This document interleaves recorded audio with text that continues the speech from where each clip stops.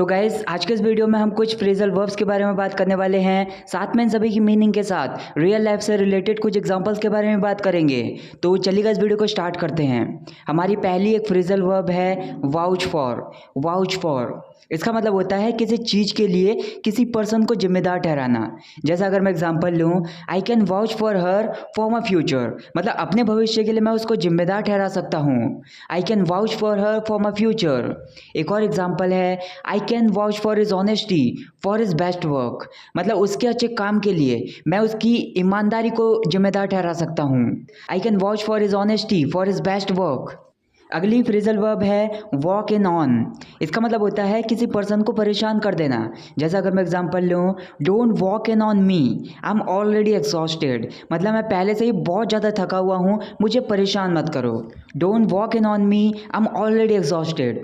एक और एग्जांपल है sorry to have walked in on your conversation, मतलब आप किसी से कह रहे हो आपकी बातचीत के बीच में आपको परेशान करने के लिए मुझे माफ़ करें। Sorry to have walked in on your conversation.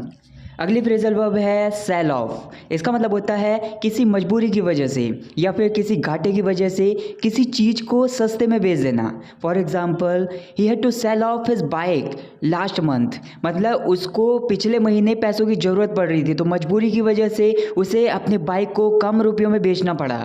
He had to sell off his bike last month. एक और एग्जाम्पल है that shopkeeper sells off the things whenever there is a shortage of things. इसका मतलब ये है कि वो दुकानदार चीज़ों को मजबूरी की वजह से या घाटे की वजह से सस्ते में बेच देता है जब भी चीज़ों की कमी होती है या फिर शॉर्टेज होती है। That shopkeeper sells off the things whenever there is a shortage of things. Next one is see out. इसका मतलब होता है किसी चीज़ को या फिर किसी पर्सन को अंत तक देखना, जब तक वो आपकी आंखों से ओझल ना हो जाए या फिर इतना दूर ना चले जाए कि वो आपको दिख ही ना पाए। जैसे अगर मैं कुछ एग्जांपल्स दूँ, why do you see her out, मतलब आप किसी से पूछ रहे हो जब तक वो तुम्हारी आंखों से ओझल नहीं हो जाती या फिर जब तक वो तुम्हें दिखना बंद नहीं हो जाती, तुम उसे घूरते क्यों हो या फिर तुम उसे देखते क्यों हो। Why do you see her out. एक और एग्जाम्पल है his wife left airport he saw her out, मतलब उसकी जो पत्नी थी वो एयरपोर्ट से चली गई और वो अपनी पत्नी को तब तक घूरता रहा जब तक वो उसकी आंखों से ओझल नहीं हो गई या फिर जब तक वो दिखना बंद नहीं हो गई। His wife left airport he saw her out. अगली फ्रेजल वर्ब है हमारी यर्न फॉर। यर्न फॉर इसका मतलब होता है किसी चीज़ की इच्छा करना या फिर किसी चीज़ की लालसा रखना। जैसा अगर मैं एग्जांपल लूँ, he yearns for the love from her, मतलब वो उस लड़की से प्यार की इच्छा करता है या फिर वो उस लड़की से प्यार की लालसा रखता है। He yearns for the love from her. One more example, she is pregnant, so she yearns for sour pickle. इसका मतलब यह है कि वो प्रेग्नेंट है, इसी की वजह से वह सार पिकल की मतलब खट्टे अचार की इच्छा करती है या फिर खट्टे अचार की लालसा रखती है। She is pregnant, so she yearns for sour pickles. अगली एक फ्रेजल वर्ब है हमारी स्टिक टू समथिंग। इसका मतलब होता है किसी एक बात पर अड़े रहना या फिर किसी एक बात पर कायम रहना, उससे पीछे ना हटना। जैसा अगर मैं बोलूँ, you should not back out, you should stick to your words, मतलब जो भी आपने वादा किया था, जो भी आपने शब्द कहे थे, उस शब्दों पर अड़े रहो, उस बात पर अड़े रहो, उससे पीछे तुम्हें नहीं हटना चाहिए। You should not back out, you should stick to your words. एक और एग्जाम्पल है if you really want to lose your weight you should stick to your diet. इसका मतलब ये है कि तुम सच में अगर अपना वेट को कम करना चाहते हो, अपने वजन को कम करना चाहते हो, तो तुम्हें अपनी डाइट पर अड़े रहना चाहिए। If you really want to lose your weight you should stick to your diet. Next हमारी एक फ्रेजल वर्ब है थिंक अप। इसका मतलब होता है किसी पर्सन के बारे में सोचना या फिर किसी चीज़ के बारे में सोचना। जैसा अगर मैं एग्जांपल लूँ, have you thought of excuse, यहाँ पर थिंक की थर्ड फॉर्म यूज़ की जा रही है, तो यहाँ पर किसी पर्सन से पूछा जा रहा है क्या आपने बहाना सोच लिया है, have you thought of excuse. एक और एग्जाम्पल है only you can think up such stupid idea, मतलब ऐसा बेवकूफ़ी भरा विचार केवल तुम ही सोच सकते हो। Only you can think up such stupid idea. Next phrasal verb है टेक अप। इसका मतलब होता है बहुत सारी जगह कहीं पर ले लेना, या फिर इसको एक अलग सेंस में भी यूज़ कर सकते हैं, किसी चीज़ को रोज करना शुरू कर देना। जैसे अगर मैं एग्जांपल लूँ, this table takes up too much room, मतलब रूम में ये जो टेबल है ये बहुत सारी जगह लेती है। This table takes up too much room. एक और एग्जांपल है, he took up drinking after breakup. इसका मतलब यह है कि ब्रेकअप हो जाने के बाद उसने रोज दारू पीना शुरू कर दिया। He took up drinking after breakup. Next phrasal verb है वॉश समथिंग डाउन। इसका मतलब होता है किसी चीज़ को धोकर साफ कर देना। For example, did you wash utensils down yet, मतलब आप किसी से पूछ रहे हो क्या अभी तक आपने बर्तनों को धोकर साफ नहीं किया। Did you wash utensils down yet. एक और एग्जाम्पल है, she drank glass of water, wash the glass down and put it on shelf, मतलब उसने एक गिलास पानी पिया और गिलास को धोकर साफ कर दिया और उस गिलास को शेल्फ में रख दिया। She drank a glass of water, washed the glass down and put it on shelf.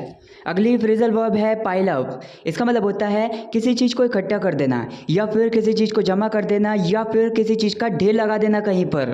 For example, because of not going to school for a week my whole work is piled up now, मतलब एक हफ्ते तक school ना जाने की वजह से मेरा जो पूरा काम है वो जमा हो गया है, या फिर वो पूरा काम अब इकट्ठा हो गया है। Because of not going to school for a week my whole work is piled up now. एक और एग्जाम्पल है, 25 cars were piled up on Delhi highway due to heavy fog, मतलब घने कोहरे की वजह से 25 कार दिल्ली के हाईवे पर एक साथ इकट्ठा हो गई हैं या फिर जमा हो गई हैं। 25 cars were piled up on Delhi highway due to heavy fog. अगली फ्रेजल वर्ब है wake up to.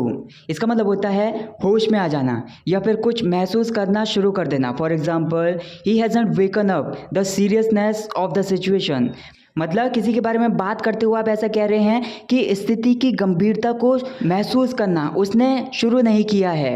He hasn't waken up the seriousness of the situation.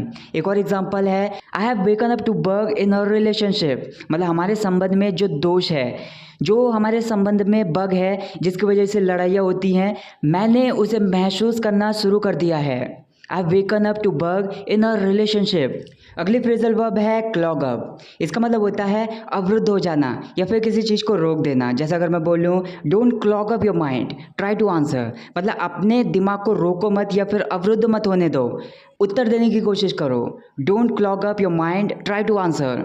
एक और एग्जाम्पल है, because of accident traffic clogged up, मतलब accident की वजह से जो ट्रैफिक है वो रुक गया।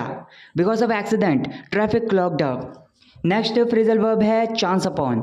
इसका मतलब होता है कुछ अचानक ढूंढ लेना या फिर अचानक से कुछ मिल जाना।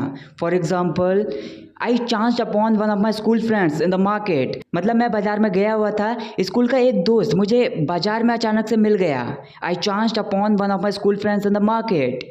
एक और एग्जाम्पल है, if you chance upon that document let me know, मतलब आप किसी से कह रहे हो अगर वो डॉक्यूमेंट अचानक से आपको मिलता है तो मुझे बताना। If you chance upon that document let me no.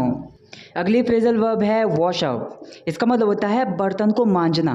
For example, wash up after having food, मतलब खाना खाने के बाद बर्तनों को मांज लेना।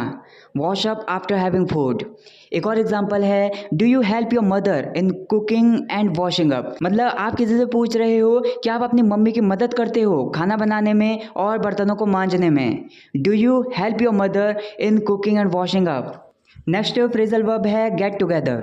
इसको हम इस सेंस में यूज़ करते हैं, अगर आप किसी के साथ गेट टुगेदर करते हो तो इसका मतलब ये है कि आप उससे मिलते हो कुछ करने के लिए या फिर कुछ समय बिताने के लिए। For example, I got together with some of my school friends, मतलब कुछ अपने स्कूल के दोस्तों के साथ समय बिताने के लिए मैं मिला। I got together with some of my school friends.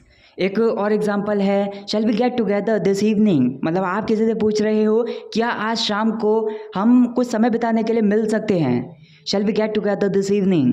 अगली फ्रेजल वर्ब है टेक अपार्ट।